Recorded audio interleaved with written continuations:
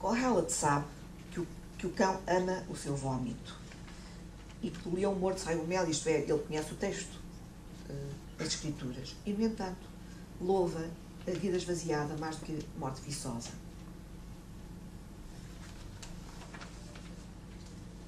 Continuando ainda com a filologia, há um texto muito extraordinário de um autor que eu muito estimo e que só foi publicado em 2004, muito depois da morte dele, morreu em 79.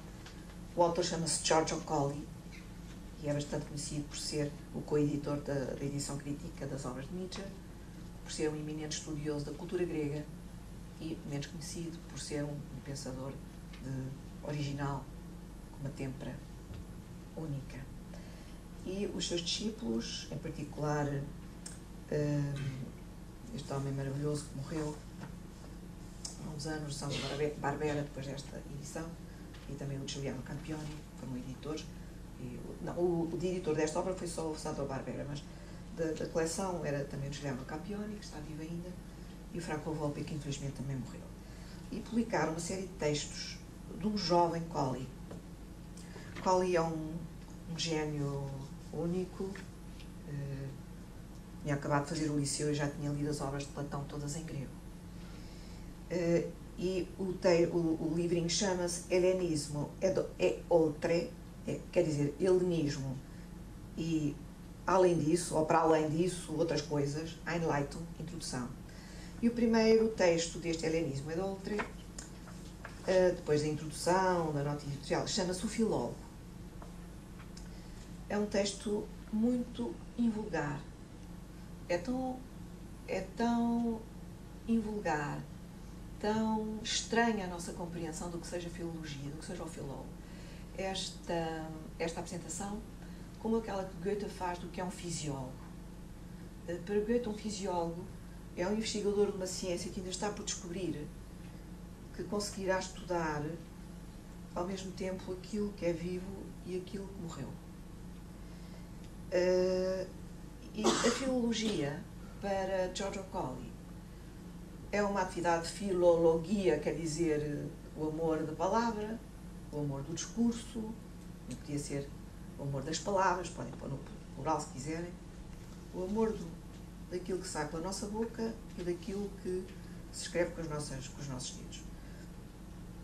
E através da influência que tem nele o Pico della Mirandola e muitos pensadores renascentistas, mas não só, porque ele é um grande conhecedor muito novinho da cultura grega e também já de Nietzsche. Ele diz que a filologia é uma questão de vida. Devíamos dizer que é uma questão de vida e de morte para ele, como para Guido de Charonetti.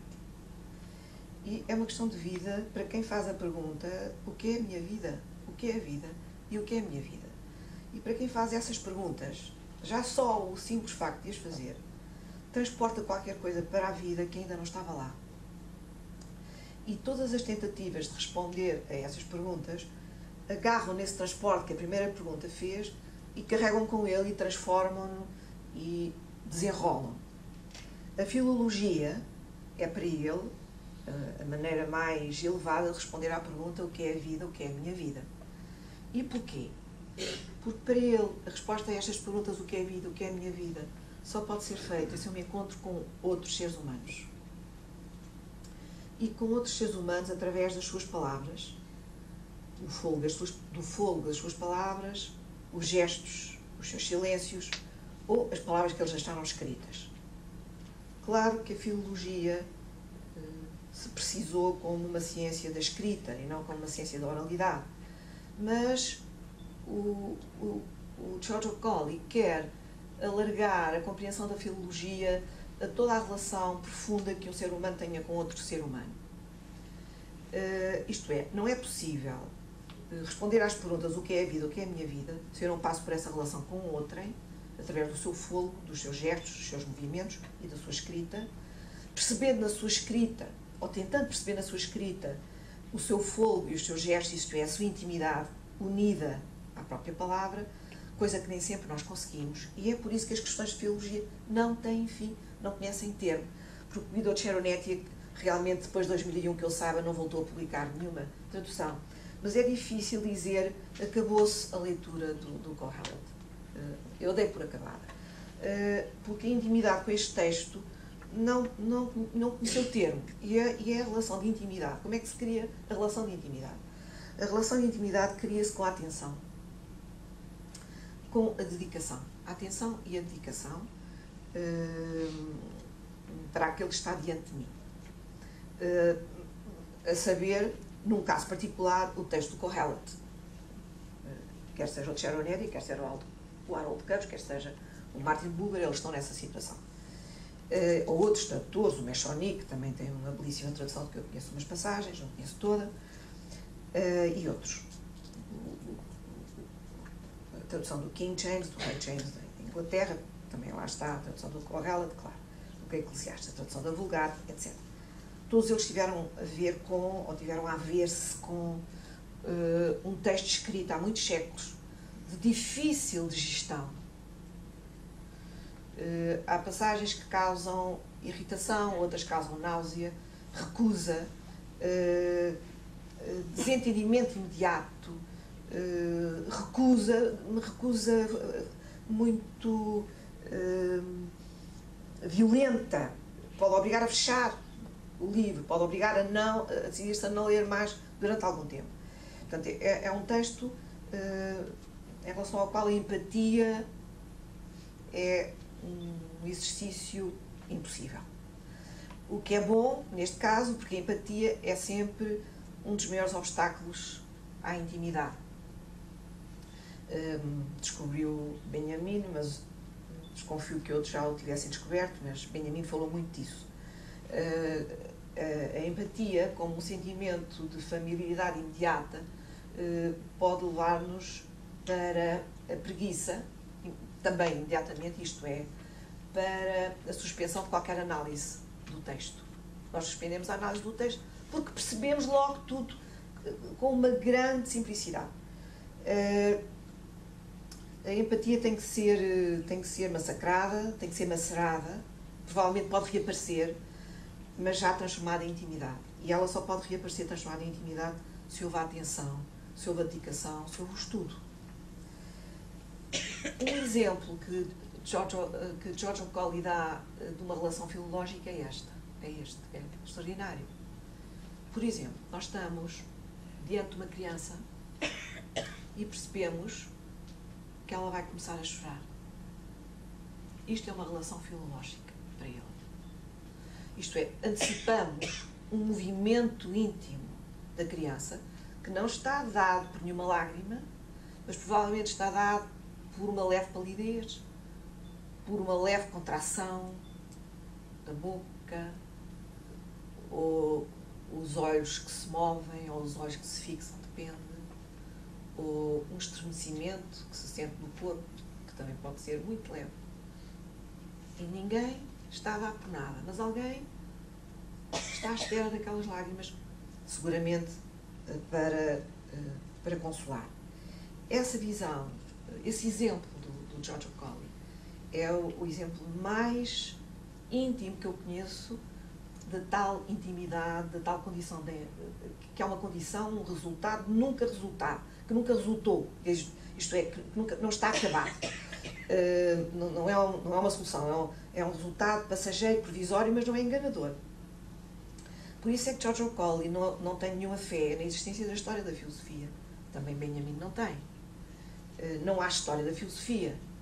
É uma construção, a história é sempre uma construção, qualquer que seja o ponto de vista. Benjamin acha que não existe história da filosofia, como não existe história da arte, mas isso não evita que haja uma relação com outros que viveram antes. Mas eu esqueci mesmo do que ia dizer do raciocínio que estava a fazer e tenho pena.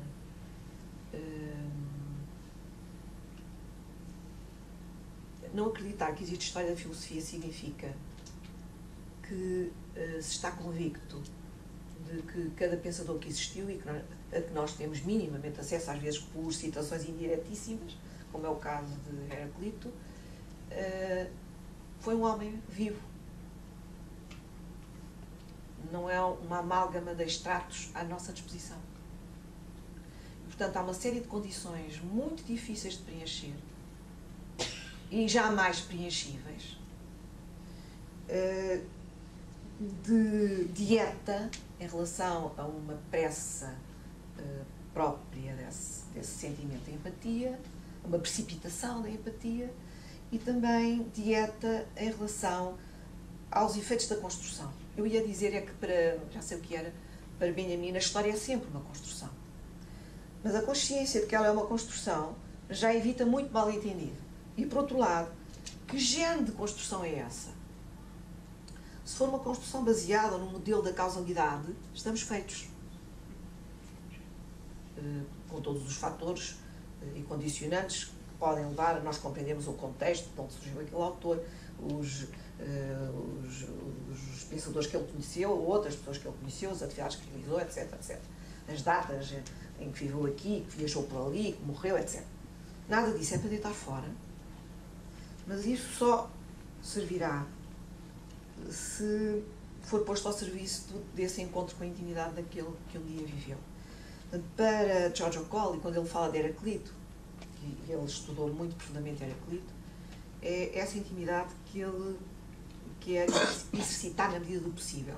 E é por isso é que ele descobre em Heraclito aquilo que mais nenhum outro historiador da filosofia, não sendo ele um historiador da filosofia no sentido habitual do termo, mas aquele que faz da vida dos outros um impulso para a descoberta da minha própria intimidade, os outros que morreram. Isto faz com que este exemplo que o Giorgio Colli dá se reveja nos estudos que ele fez sobre Zenão, discípulo de Parménides, sobre Heraclito, sobre Anaximandro, sobre Platão, sobre Aristóteles e depois sobre Nietzsche. Depois, isto é, ao mesmo tempo, este depois não é cronológico. E mais, é mais uma quantidade que se acrescenta.